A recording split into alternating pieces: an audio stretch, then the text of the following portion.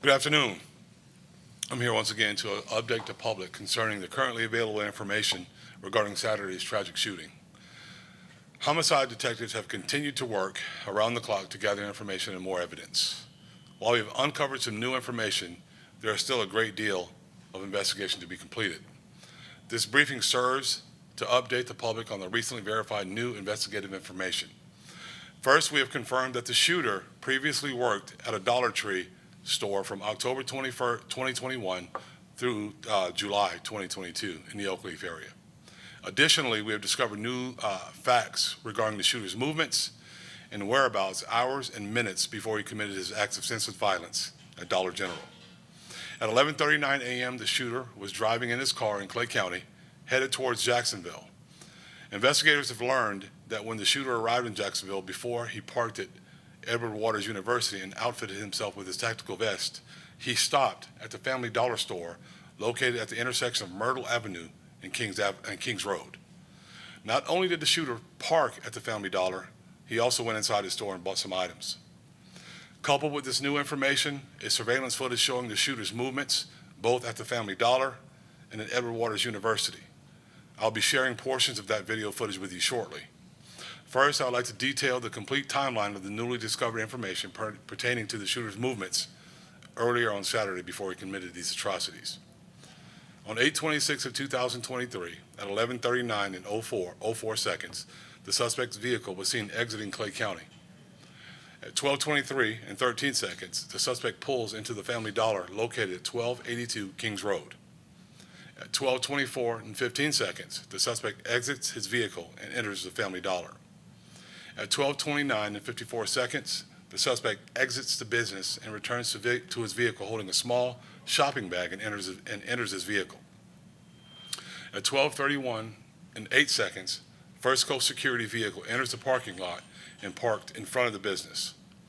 At 12:31 and 20 seconds, the suspect exits his vehicle as FCS or First Coast Security passes him and opens his rear hatch, meaning when I say his, I mean the suspect. At 12:32 and 35 seconds, the suspect removed what appears to be a small bag from the rear compartment, closes the hatch, and re-enters the driver's seat of his vehicle. At 12:36 and 43 seconds, the suspect opens the driver door but remains inside of his vehicle. At 12:38 and 43 seconds, the suspect stays in his vehicle and closes the door back. At 12:39 and 08 seconds, the suspect backs out and leaves the parking lot. Note, First Coast Security is still in the parking lot when the suspect leaves. At 12:40 and 57 seconds, the suspect turns from Myrtle Avenue to eastbound on Kings Road. Now I'm going to show you portions of the video of newly discovered surveillance footage which captured the shooter's movements at the Family Dollar and at Edward Waters University.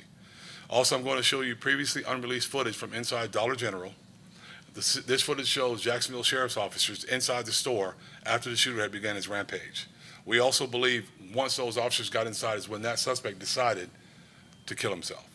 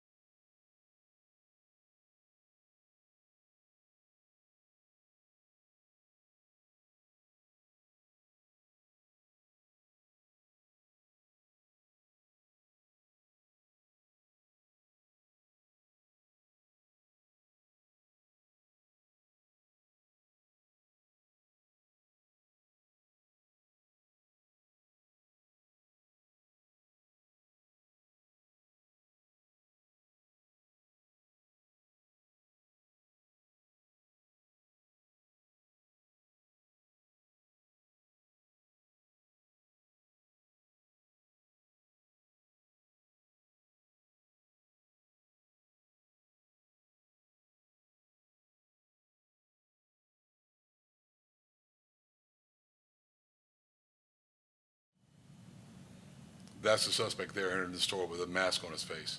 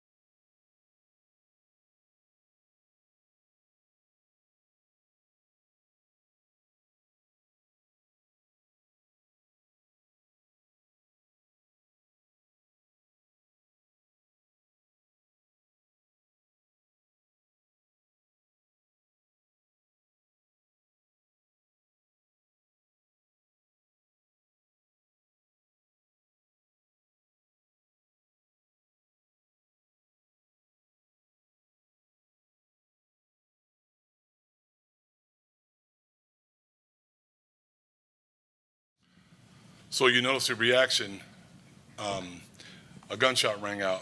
They were taking cover. That's when we believe the suspect took his own life. So our agency will continue to diligently investigate these horrific crimes so that we can better understand both what happened. Likewise, I will continue to update the public on any developments in this investigation. While this is a dark time in Jacksonville's history, these senseless acts of violence do not define this great city or the people that live here. This person was not from Jacksonville. In this shadowed time, I am heartened by the unity, resilience, and resolve that our community has shown. I want to thank not only the people of Jacksonville, but people across the nation for outpouring of a love that you have shown our city and the strong support in our city while they hurt. Thank you for supporting the deceased victims and the loved ones. Hate has no place in Jacksonville, and I've said that several times, and I'll continue to say that. And based on the outpouring of support I've seen in the face of this tragedy, and I know that we are more connected than we are divided. Now I'll take any questions that you may have. Does it appear that he was going to take action at the Dollar Tree and the security guard there impeded that, or was he just stopping to shop?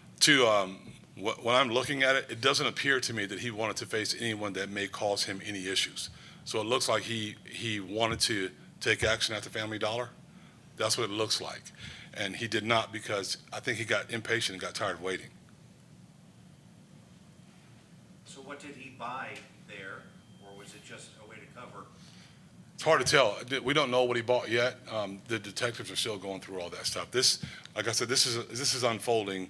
You know, they're unfolding all this information as the investigation continues to go on, and we're going to keep looking. On the Dollar General, has that been turned back over to the business? Is it still actively a JSO scene at this point? Do you guys know that? I'll get that answer for you, Scott. Okay. I'll get that for you. And Sheriff, it appears obvious that he had already gotten back into his Honda by the time security showed up, so they didn't see the tactical vest, et cetera? They did not. It doesn't appear they did. And I can tell you what helps me in this situation is that I don't believe, looking at that EWU was a target. You can see a vehicle, when you first start watching that vehicle, you can see a red vehicle sitting next to his vehicle. Two young African-American, looks like males, got in that vehicle as he was sitting there.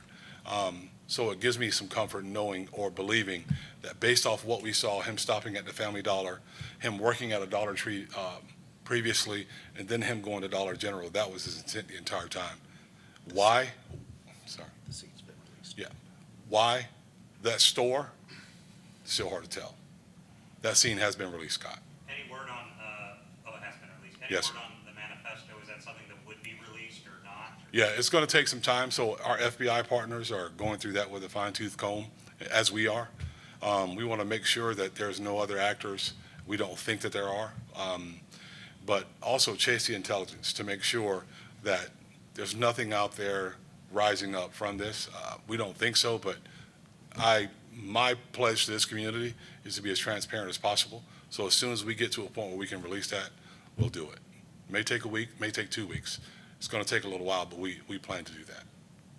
Pretty quickly on Saturday, you had said you felt that he appeared to have acted alone. Was the evidence, is there a pretty preponderance of evidence that this was a kind of a lone wolf type thing? Yeah, so there in his writings, he indicated that he was by himself.